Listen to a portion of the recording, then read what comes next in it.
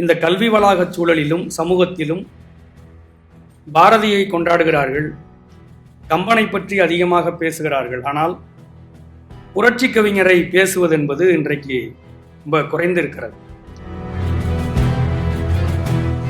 வெறும் தமிழ்மொழி கவிஞன், வெறும் தமிழ் மொழிக்காக மட்டுமே பேசியவன் என்று பாரதிதாசனை சுருக்குவது அல்லது பாரதிதாசனை குறுக்குவது என்பது இன்றைக்கு நடந்து கொண்டிருக்கிறது. காற்று, தீ, வான், ஞாயிறு, திங்கள், இந்த வானத்தின் சுடர்கள் எல்லாவற்றையும் ஒரு தெய்வத்தின் அம்சமாக பாரதி சிந்தித்திருக்கிறான், பேசியிருக்கிறார். பாரதிதாசன் அழகின் சிரிப்பு என்று ஒரு தனியாகவே ஒரு கவிதை தொகுப்பை அவர் உருவாக்கினார்.